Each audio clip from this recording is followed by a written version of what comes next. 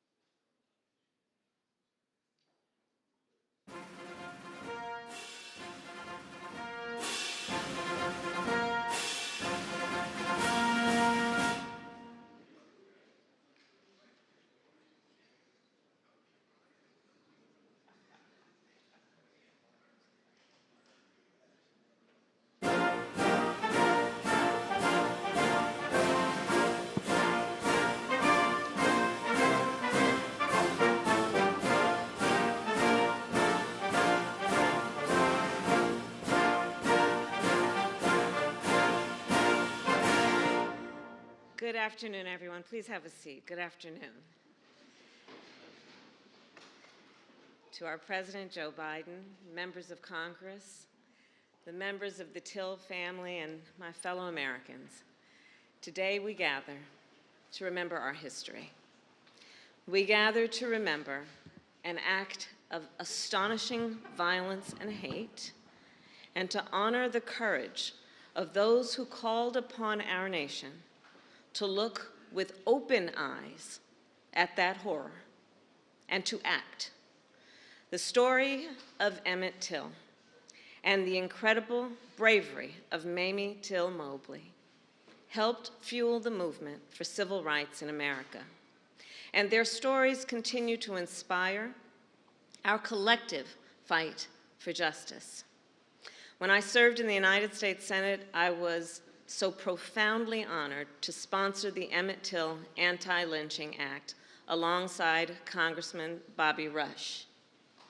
And it was an even greater honor to stand beside our President, Joe Biden, as he signed the law that finally made lynching a federal crime. So many leaders here today made that progress possible. Our history as a nation is born of tragedy and triumph, of struggle and success.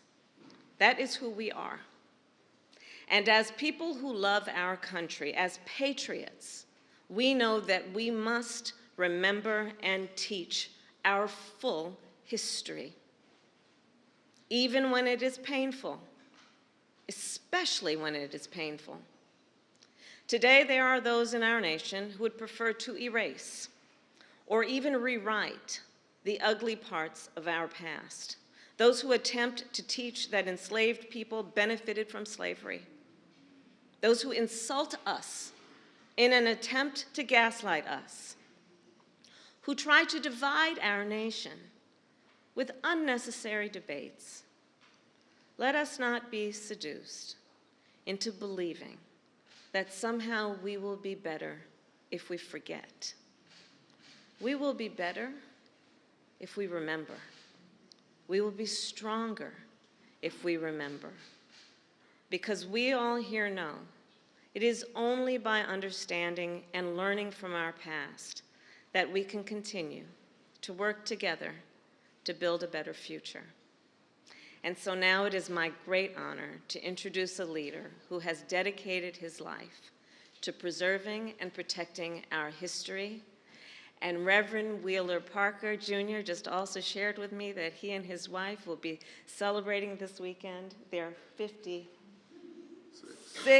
anniversary of marriage. Reverend Wheeler Parker Jr.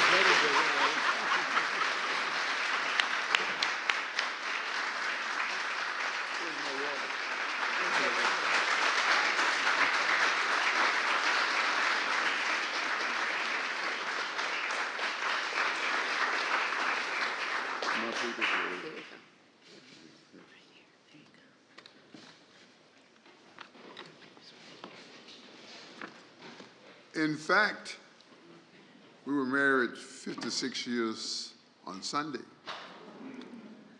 My wife say, when we get to heaven, I'm going to say, Lord, not up here too. I see we have a whole lot of amens to that. I'm truly humbled by this honor. You see, I was born in Mississippi. I spent my early years as a sharecropper and was focused upon filling up a 9-foot sack. Focused upon my quota, not making history, from the outhouse to the White House. From a time when we lived in fear to a time when President and Vice President gave us this great hope. Kept their promise by delivering. This is what America means to me. Promises made, promises kept. It has been quite a journey for me from the darkness to the light. When I sat with my family on the night of terror, when Emmett Till, our beloved Bobo, was taken from us, taken to be tortured, brutally murdered. Back then, when I was overwhelmed with terror and fear of certain death in the darkness of 1,000 midnights, in a pitch-black house on what some have called Dark Fear Road. Back then in the darkness, I could never imagine a moment like this, standing in the light of wisdom, grace, and deliverance. There's something amazing you feel when you meet President Biden, like I did when he signed the Emmett Till anti-lynching bill into law. He welcomed me to this place of great power. I felt the power of his personal devotion, his devotion to justice, to equality, his commitment to keeping the promise of America. This came from his heart, from his soul. God bless you, President Biden, for all you have done and will do to preserve our history. Ladies and gentlemen, please join me in recognizing President Joe Biden.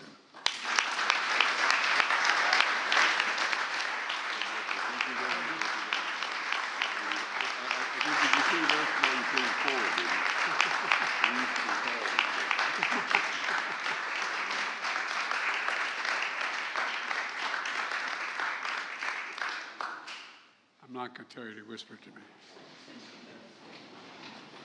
Thank you, Reverend Parker. And thank all of you for being here. I want to thank Kamala for her not only capacity to do what she does, but the fire with which she brings to the things she cares a lot about.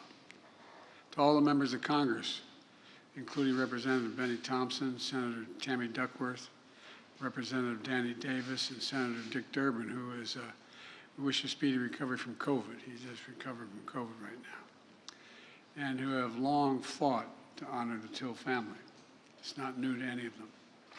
To the Till family, it's an honor to be with you again.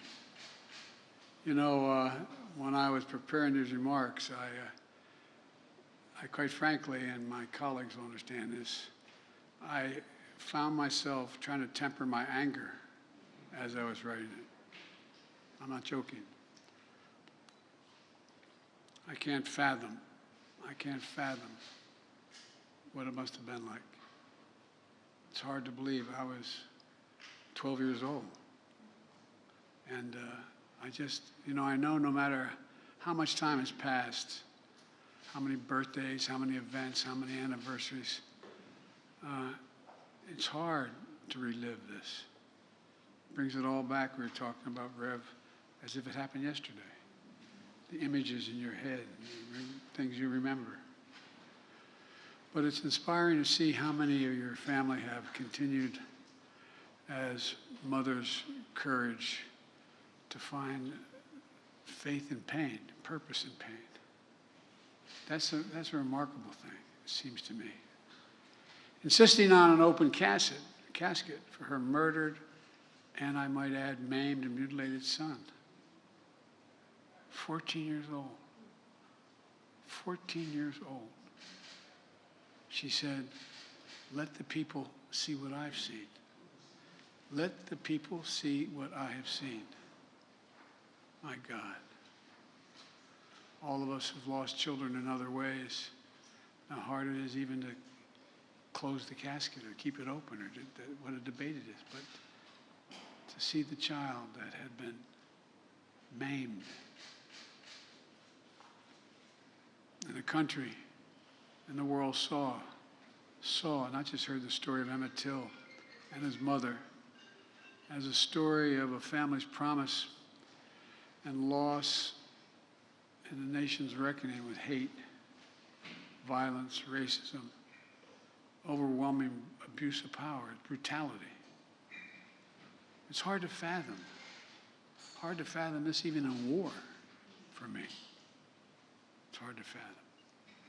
But today, on what we've been, would have been Emmett's 82nd birthday,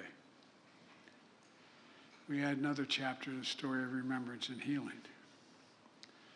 Just as we joined together when I signed the law in his name to make lynching a federal crime, and think how long that took for that to happen. I mean, and we screened the movie Till at the White House. Today we join together as I sign a proclamation designating Emmett Till and Mamie Till-Mobley national monument in both Illinois and in Mississippi.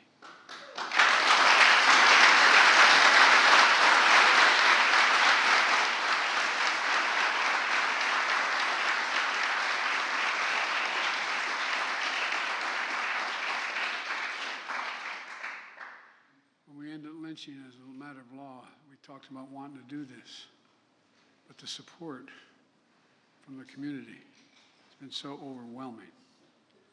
I thank the members of Congress for their support, but more than that, their leadership. At a time when there are those who seek to ban books, bury history, we're making it clear, crystal clear.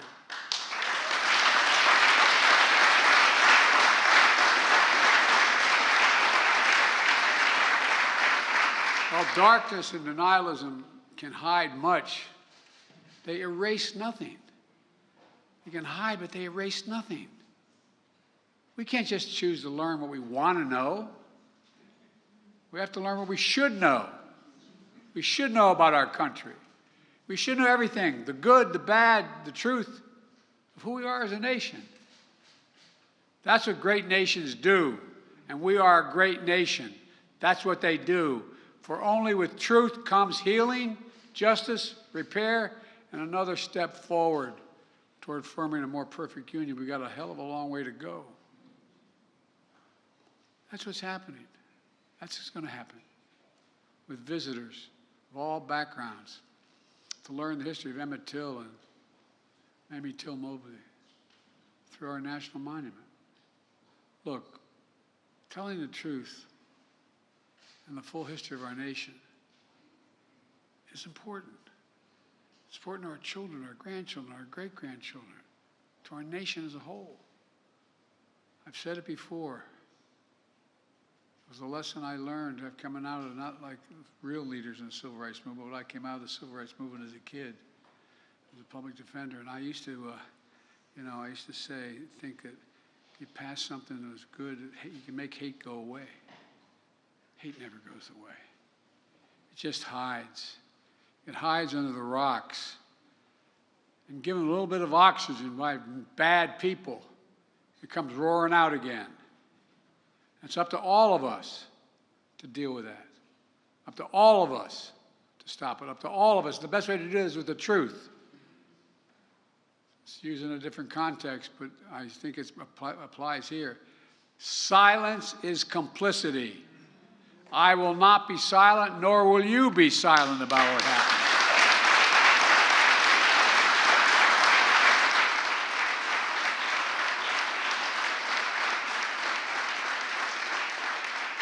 There's really critical work ahead to continue the fight for racial justice and equality for all Americans. And my administration is committed to leading the path forward. And I know the members of Congress here are even more committed than that. I'm going to close with this. The reason the world saw what Mrs. Till-Mobley saw was because another hero in this story, the black press. Oh, I'm serious.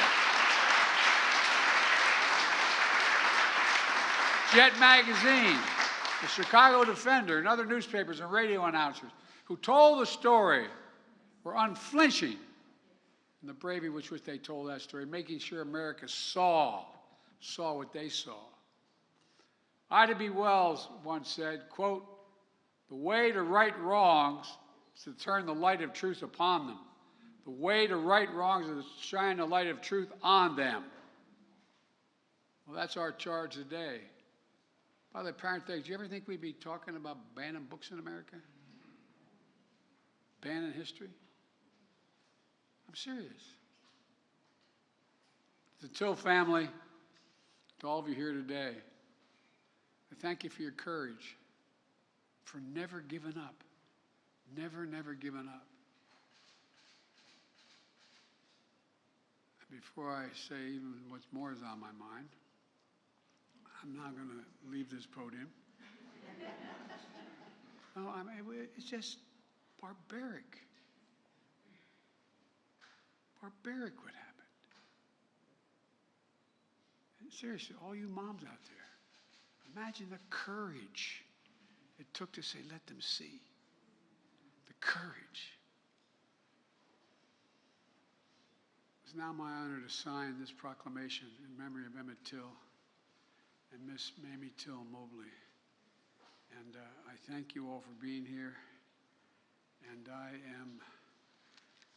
know I'm considered too much of an optimist, but I believe if we keep pushing, we're going to continue to make progress.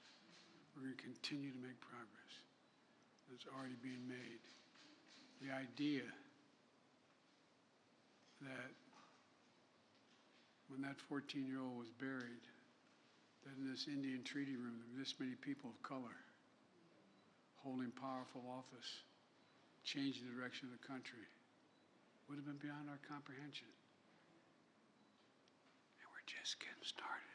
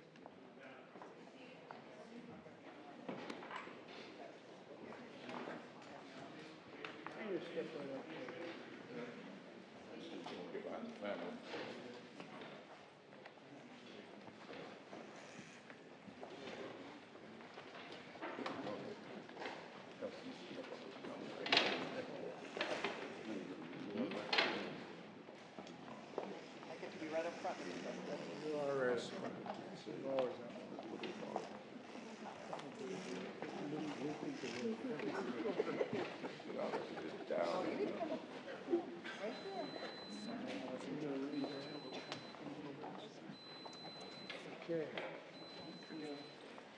You ready?